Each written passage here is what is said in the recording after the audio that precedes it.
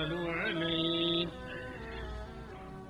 ونعوذ بالله من شرور أنفسنا ومن سيئات أعمالنا من يهده الله فلا مضل له ومن يضلله فلا هادي له أشهد أن لا إله إلا الله وحده لا شريك له وأشهد أن محمدا عبده ورسوله أما بعد فأعوذ بالله من الشيطان الرجيم بسم الله الرحمن الرحيم أقيموا الصلاة وآتوا الزكاة وأقرضوا الله قرضا حسنا صدق الله العظيم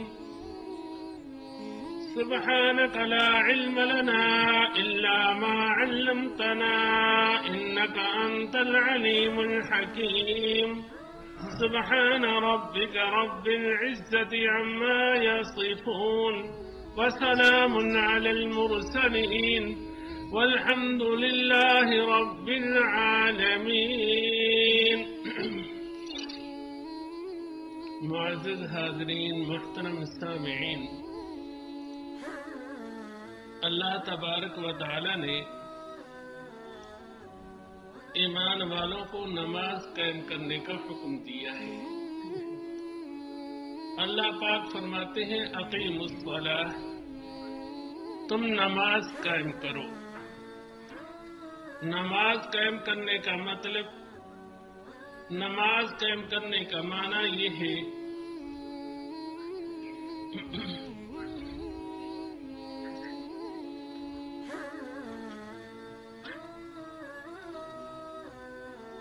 نماز قائم کرنے کا مطلب یہ ہے کہ نماز ہر حیثیت سے درست ہو، نماز ہر جہت سے درست ہو، ہر اعتبار سے درست ہو، فرائض اور واجبات کے اعتبار سے درست ہو، سنن اور مستحبات کے اعتبار سے درست ہو، شرائط اور آداب کے اعتبار سے درست ہو۔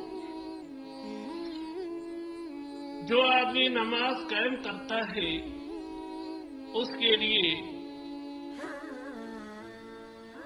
حدیث میں نجات کی، فلاح کی، کامیابی کی، بخشش کی، دخول جنت کی بشارتیں مذکور ہیں۔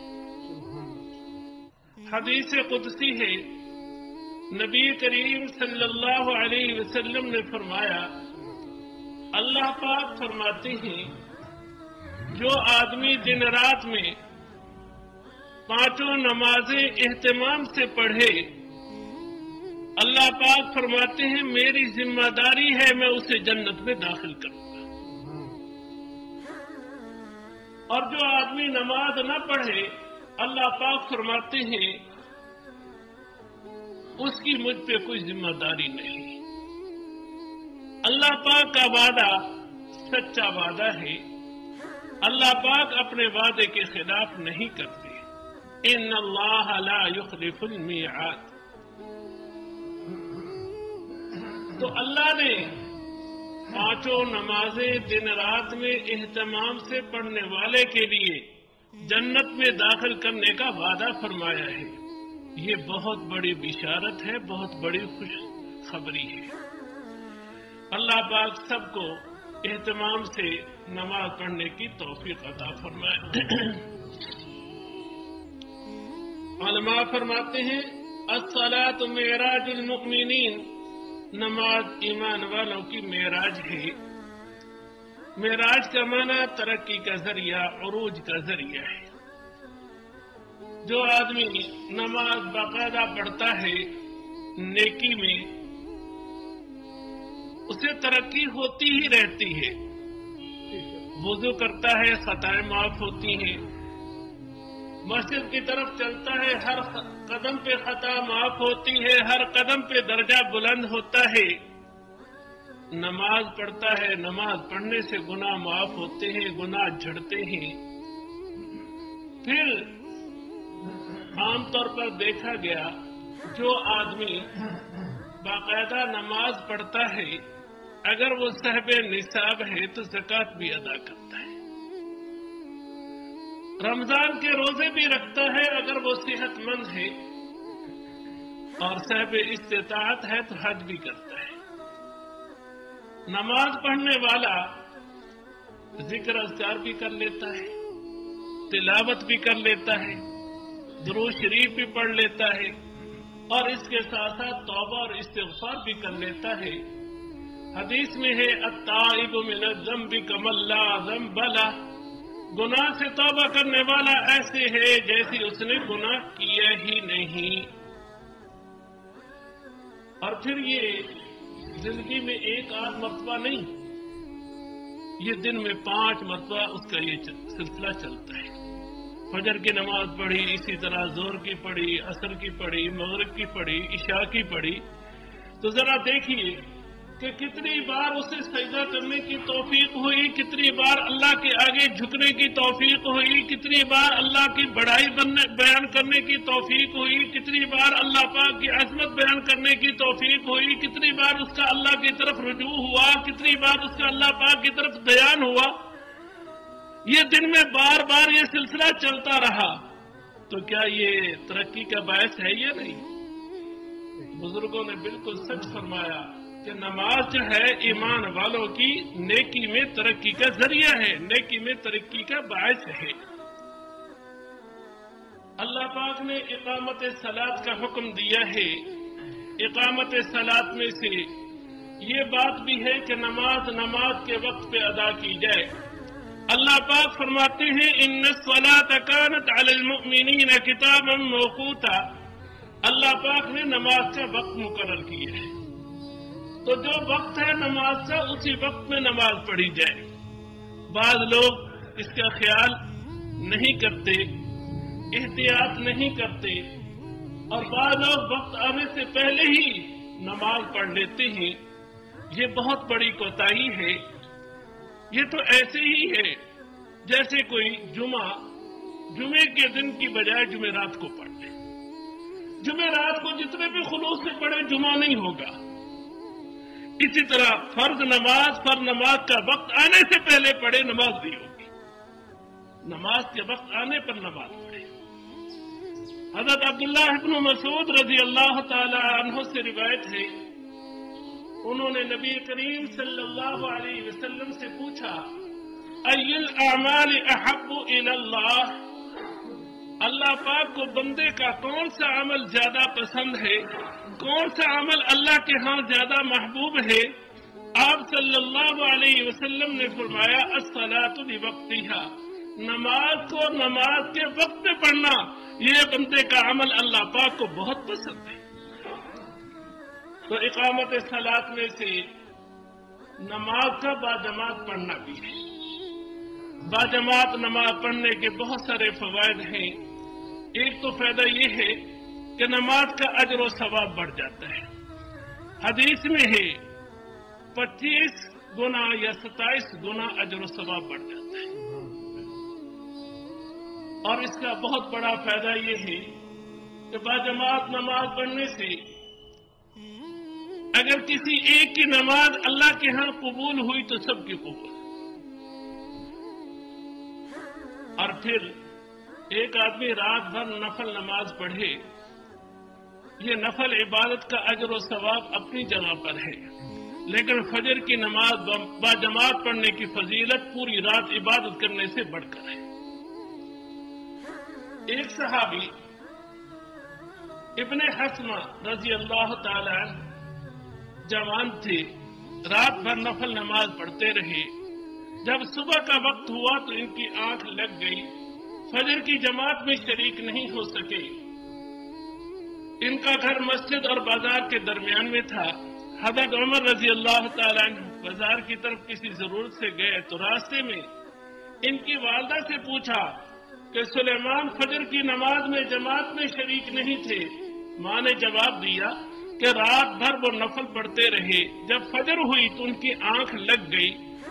حضرت عمر رضی اللہ تعالیٰ عنہ نے فرمایا میرے نزدیک فجر کی نماز با جماعت پڑھنے کی فضیلت رات بھر عبادت کرنے سے زیادہ ہے۔ تو رات بھر عبادت کرنا اپنی جگہ، لیکن با جماعت نماز پڑھنے کی فضیلت رات بھر عبادت کرنے سے زیادہ ہے۔ آدمی نفل عبادت بھی کرے اور اس کے ساتھ ساتھ کیا ہے، با جماعت نماز پڑھنے کا اہتمام بھی کرے، اور نماز باقاعدہ پڑھنا ہے۔ اقامت صلاۃ میں سے یہ بھی ہے کہ کسی مجبوری کے تحت بھی نماز کو نہ چھوڑا جائے۔ جب تک ہوش و حواس قائم ہے نماز ساقط نہیں ہے۔ شریعت رعایت دیتی ہے، اگر آپ سفر میں ہیں تو 4 کی بجائے 2 رکعت پڑھنے کی اجازت ہے، اور اگر پانی نہیں ہے تو تیمم کرنے کی اجازت ہے، بیمار ہے تو تیمم کرنے کی اجازت ہے، کھڑے نہیں ہو سکتے تو بیٹھ کر نماز پڑھنے کی اجازت ہے، لیٹ کر نماز پڑھنے کی اجازت ہے، رکوع سجود نہیں کر سکتے تو اشارے سے نماز پڑھنے کی اجازت ہے، لیکن نماز ساقط نہیں ہے۔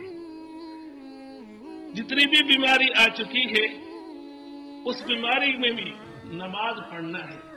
آپ بیٹھ نہیں سکتے، لیٹ کر پڑھنا ہے، نماز ساقط نہیں ہے، نماز معاف نہیں ہے، نماز ادا کرنا ہے۔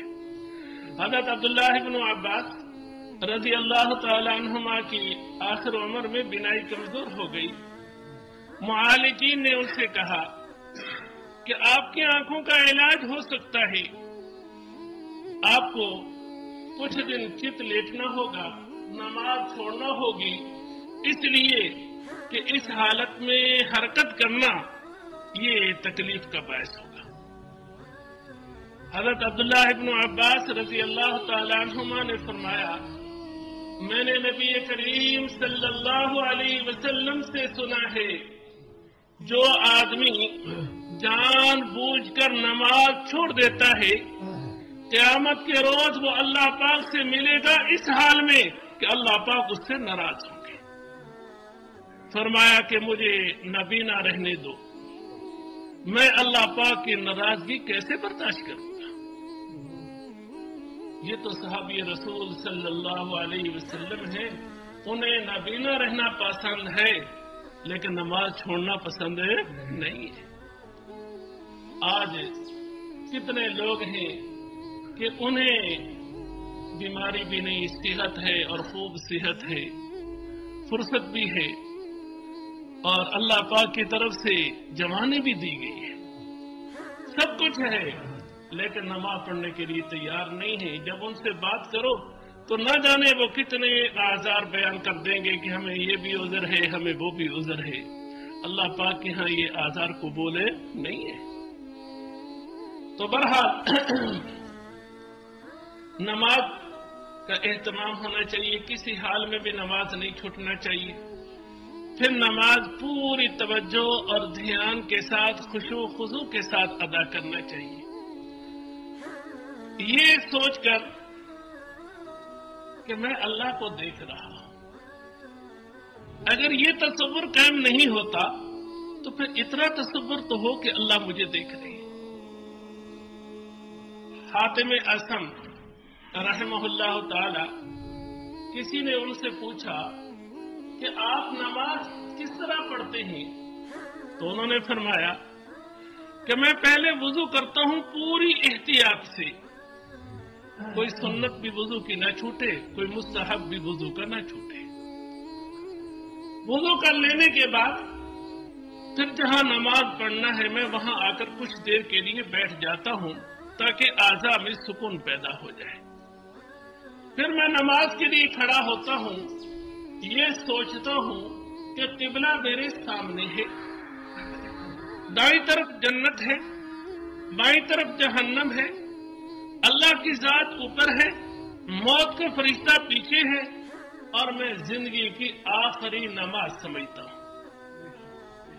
پھر اللہ پاک کی جلالت شان، عظمت شان کا تصور کرتے ہوئے میں تکبیر تحریمہ کہتا ہوں، پھر ادب کے ساتھ قرات کرتا ہوں، پھر انتہائی عاجزی کے ساتھ رکوع اور سجدہ کرتا ہوں، پھر آخر میں ادب و احترام کے ساتھ تشہد پڑھتا ہوں، اور پھر سلام پھیرتا ہوں، دل میں نماز کے قبول ہونے کی امید بھی رکھتا ہوں اور رد ہونے کا ڈر بھی رکھتا ہوں۔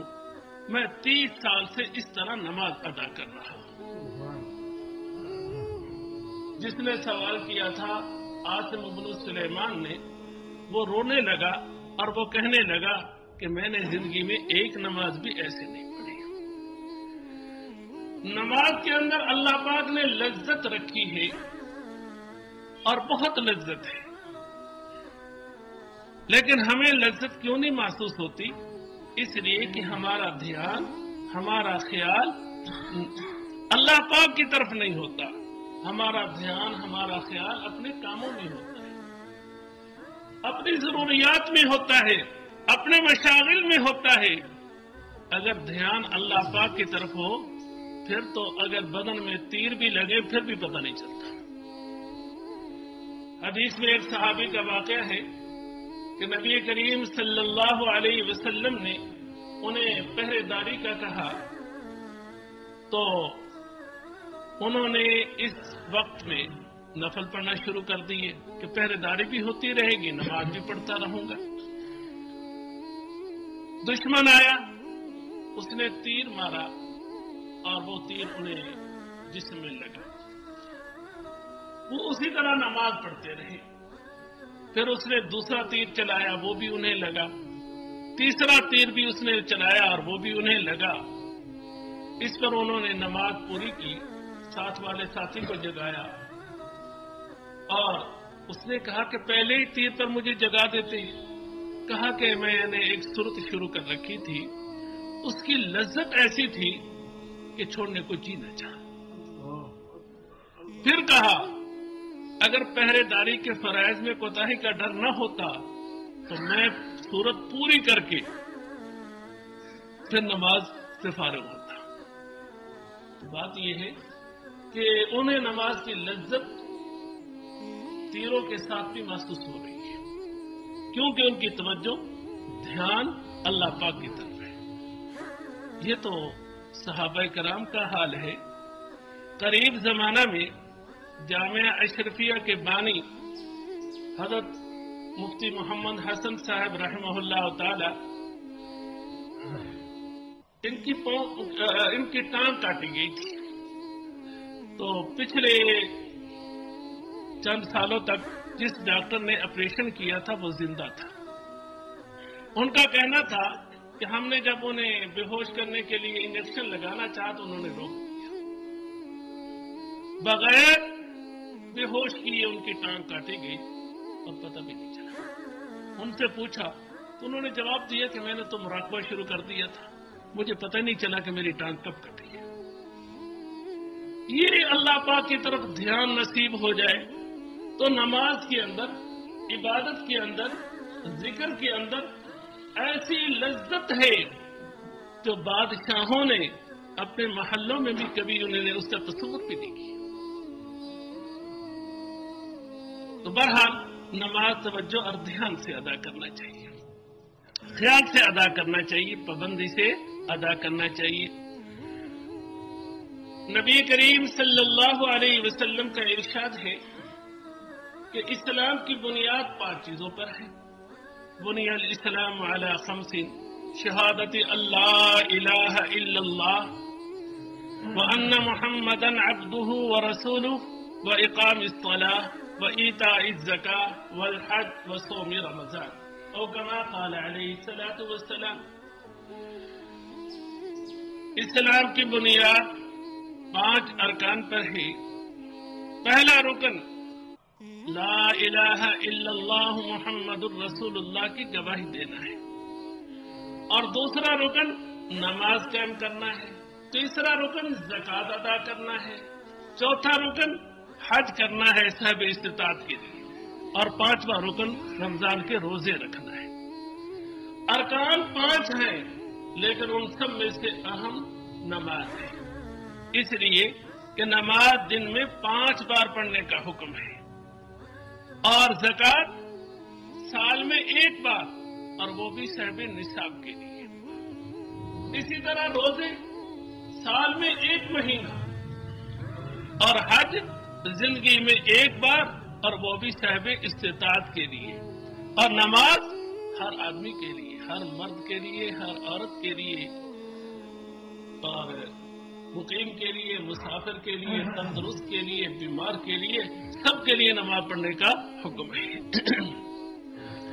تو نماز سب سے زیادہ اہم فریضہ ہے. اسے قائم کرنا ہے. میں نے پہلے بتایا نماز قائم کرنے کا مطلب یہ ہے کہ نماز ہر جہت سے، ہر حیثیت سے، ہر اعتبار سے درست ہو. نماز کے اندر کسی اعتبار سے کمی نہ ہو، نقص نہ ہو. تو ایسی نماز کے بارے میں امید ہے کہ اللہ پاک قبول فرما لیں گے. وگرنہ حدیث میں آتا ہے کہ بعض لوگ نماز پڑھتے ہیں اور وہ نماز ان کے منہ پہ مار دی جاتی ہے. وہ کیوں ماری جاتی ہے؟ کہ نماز کے اندر نقص ہوتا ہے، نماز کے اندر کمی ہوتی ہے. نماز آداب کے ساتھ، شریعت کے ساتھ نہیں پڑھی جاتی. اللہ پاک فرماتے ہیں ان الصلاۃ تنہی عن الفحشاء والمنکر، کہ نماز تو برائی کے کاموں سے، بے حیائی کے کاموں سے روک دیتی ہے. بہت سارے لوگ کہتے ہیں ہم نماز بھی پڑھتے ہیں پھر بھی یہ چیزیں ہو جاتی ہیں. تو اس کا جواب یہ ہے کہ نماز کے اندر یہی تاثیر ہے جو قرآن میں بیان کی گئی ہے. نماز پڑھنے کے اندر کمی ہے. نماز کی شرائط کے ساتھ، نماز کے آداب کے ساتھ پڑھی جائے. یقیناً نماز کے اندر یہی اثر ہے جو اللہ پاک نے قرآن میں بیان کیا ہے ان الصلاۃ تنہی عن الفحشاء والمنکر. ایک مرتبہ نبی کریم صلی اللہ علیہ وسلم مدینہ طیبہ سے باہر تشریف لے گئے. حضرت ابو ذر رضی اللہ تعالی عنہ آپ کے ساتھ تھے. سردیوں کا موسم تھا، درختوں کے پتے گر رہے تھے. نبی کریم صلی اللہ علیہ وسلم نے درخت کی ایک شاخ کو پکڑا، اسے حرکت دی، اس کے پتے گرنے لگے. آپ صلی اللہ علیہ وسلم نے حضرت ابو ذر سے فرمایا یا ابا ذر. انہوں نے عرض کیا لبیک یا رسول اللہ صلی اللہ علیہ وسلم.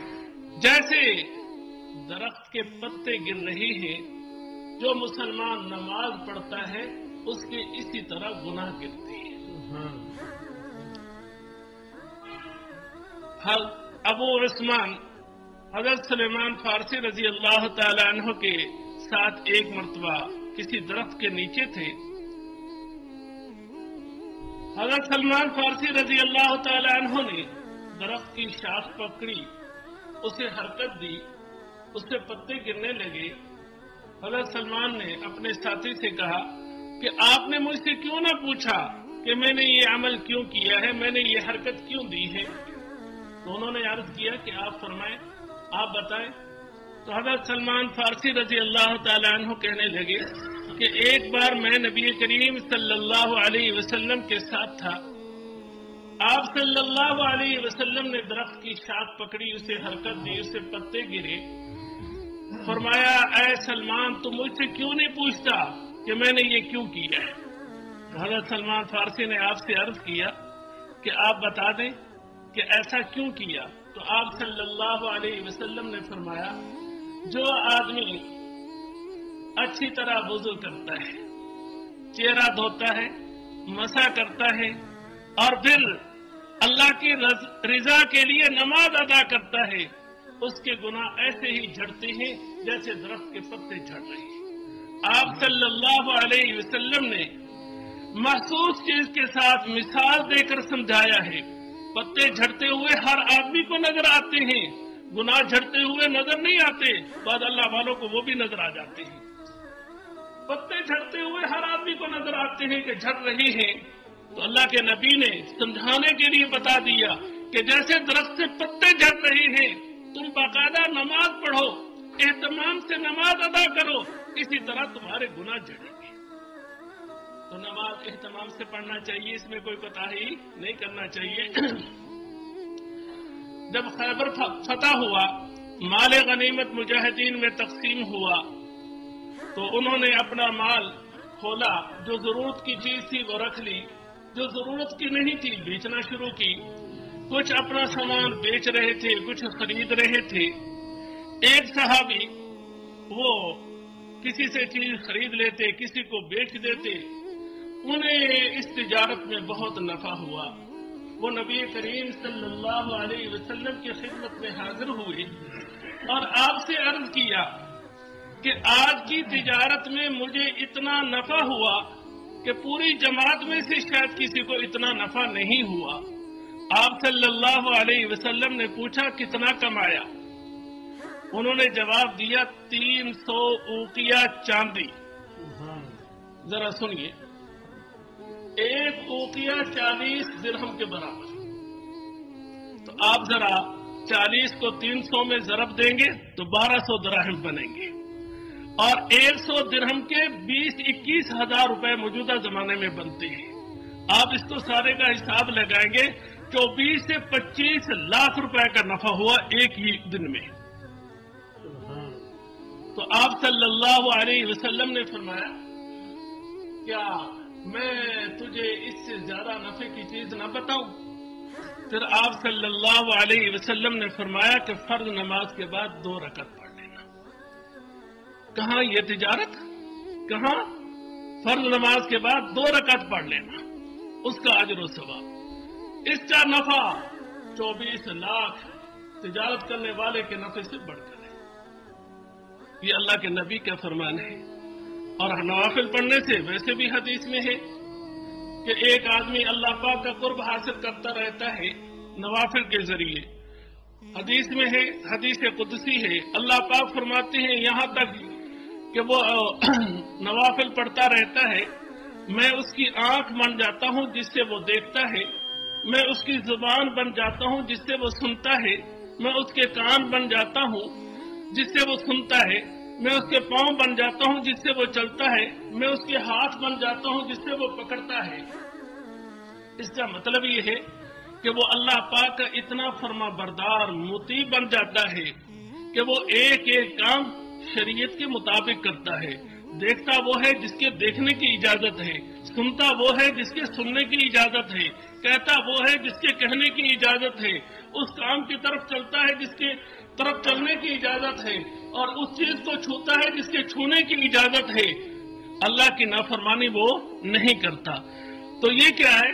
طاعات میں لگنے سے اللہ پاک یہ مقام عطا کرتے ہیں۔ تو آج کی گفتگو کا خلاصہ کیا ہے کہ اللہ پاک نے نماز قائم کرنے کا حکم دیا ہے، اقیم الصلاۃ، کہ تم نماز قائم کرو۔ نماز قائم کرنے کا مطلب یہ ہے کہ نماز ہر جہت سے، ہر حیثیت سے، ہر اعتبار سے درست ہو، نماز کے اندر کوئی کمی نہ ہو، نماز کے اندر کوئی نقص نہ ہو۔ دعا فرمائیں کہ اللہ پاک ہم سب کو ایسی نماز پڑھنے کی